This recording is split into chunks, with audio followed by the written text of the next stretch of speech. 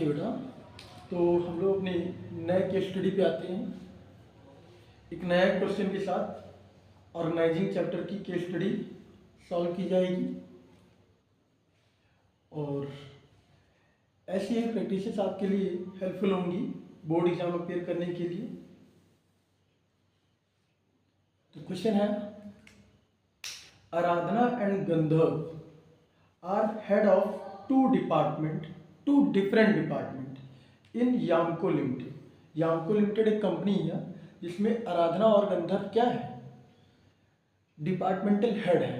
दोनों अलग अलग डिपार्टमेंट के हेड हैं, ये चीज याद रहे। दे आर एफिशिएंट मैनेजर, बहुत अच्छे एफिशिएंट काबिल मैनेजर हैं। And are able to motivate the employ of their respective department. इतने एफिशिएंट मैनेजर हैं कि वो अपने डिपार्टमेंट में अपने सबॉर्डिनेट्स को, एम्प्लॉयज को मोटिवेट करने में बहुत माहिर है काम के प्रति, ठीक है, जिससे उनकी परफॉर्मेंस क्या हो, इम्प्रूव। However,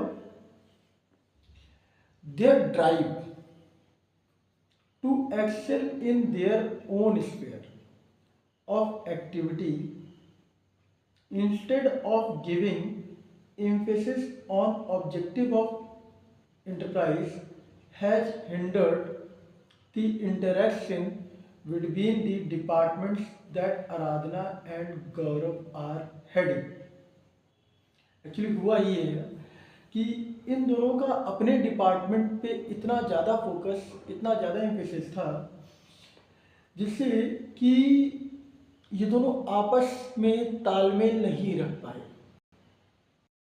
आपस में ताल पाने से हुआ क्या है कि इंटरप्राइज यानी कि ऑर्गेनाइजेशन को, कंपनी को एक झटका लगा है। कंपनी प्रॉपर वे में रन नहीं कर पा रही है। Of then there are inter departmental conflicts, और इसकी वजह से दोनों डिपार्टमेंट्स में कॉन्फ्लिक्ट्स आ गए हैं। And they have become incapable हैं, एक दूसरे के साथ काम नहीं कर पा रहे हैं, मिलके काम नहीं कर पा रहे हैं। This has proved to be harmful in the fulfilment of organisational objective. इनकी लड़ाई झगड़े की वजह से, इनके आपस के तनाव की वजह से हुआ ये है कि ये और इनके बीच का जो विवाद है वो ऑर्गेनाइजेशनल ऑब्जेक्टिव को अचीव नहीं होने दे रहा है, उसको हैम्पर कर रहा है। The situation has deteriorated to such a extent that CEO of Yamco Limited, मतलब इतनी ज़्यादा सिचुएशन एडवर्स हो गई है कि यामको लिमिटेड के जो ओनर है या जो सीईओ है, ठीक है, has hired a consultant Rashmi to resolve the problem. इन लोगों के बीच में जो इशू है, जो प्रॉब्लम्स अराइज हो रहे हैं, उसको देखते हुए कंपनी के सीईओ ने एक कंसल्टेंट हायर किया है जिसका नाम है रश्मि, कि आइए आप हमारे यहाँ प्रॉब्लम्स देखिए, क्या प्रॉब्लम्स है और उसका सोल्यूशन निकालिए।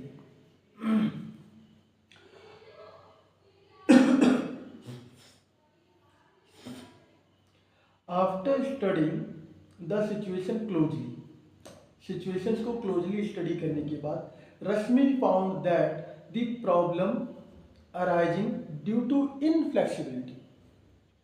प्रॉब्लम क्यों अराइज हो रही है? Because of inflexibility and narrow perspective on the part of both Aradhana and Gaurav.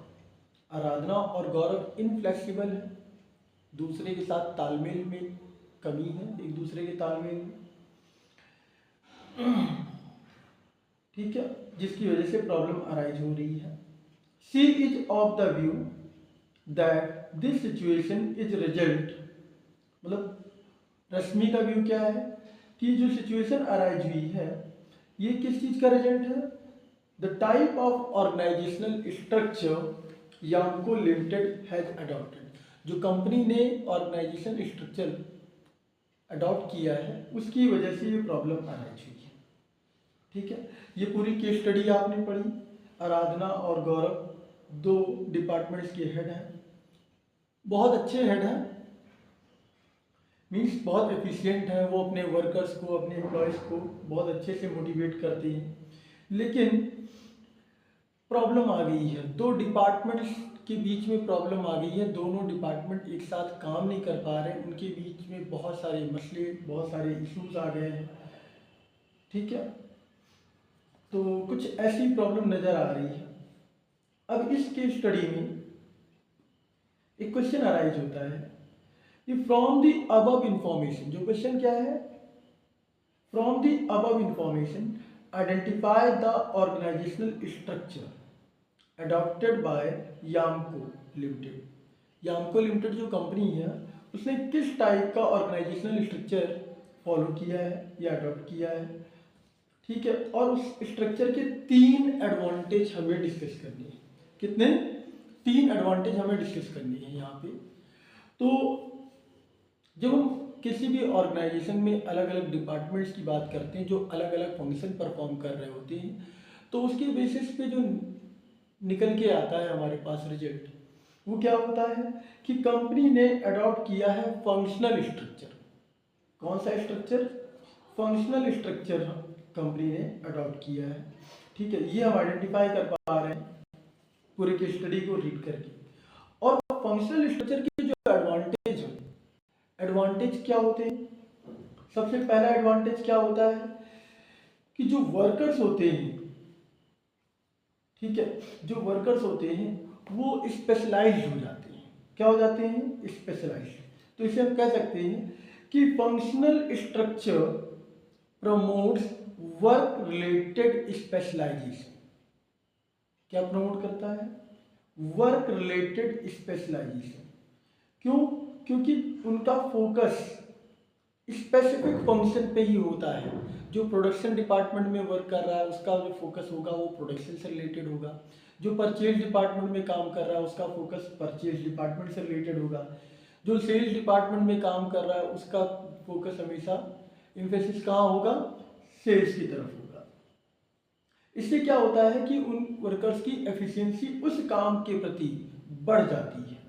This help to increase efficiency in utilisation of man power of employees.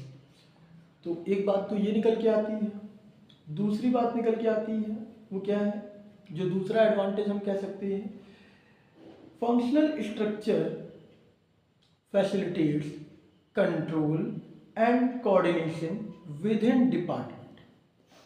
तो डिपार्टमेंट के अंदर फंक्शनल स्ट्रक्चर से क्या होता है कि कंट्रोल एक अपने वर्कर्स के ऊपर, एम्प्लॉयज के ऊपर एक अच्छा कंट्रोल होता है और कोऑर्डिनेशन होता है। क्या होता है? कोऑर्डिनेशन होता है विद इन डिपार्टमेंट। तो इस पॉइंट को हम रीड करते हैं कैसे? It facilitates control and coordination with in department because similar activities are performed in that department. Okay, and last advantage हम पढ़ना चाहेंगे, it facilitates the training of employees by focusing only on limited range of skill। क्या बात कर रहे हैं? It facilitates the training of employees, it facilitates the training of employees by focusing only on limited range of skill। Limit range पे ही हमें, एक limited area में ही हमें उस वर्कर, उस पर्टिकुलर वर्कर को ट्रेनिंग देनी है या उस ग्रुप को ट्रेनिंग देनी है। पूरे ऑर्गेनाइजेशन की ट्रेनिंग हमें उन वर्कर्स को नहीं देनी। ठीक है, तो क्वेश्चन को अच्छे से रीड करिए, केस स्टडी को प्रॉपर वे में समझिए। समझने के बाद हमें आंसर खुद ब खुद पता लग जाएगा कि क्वेश्चन क्या कहना चाह रहा है, क्या बताना चाह रहा है और क्या पूछना चाह रहा है।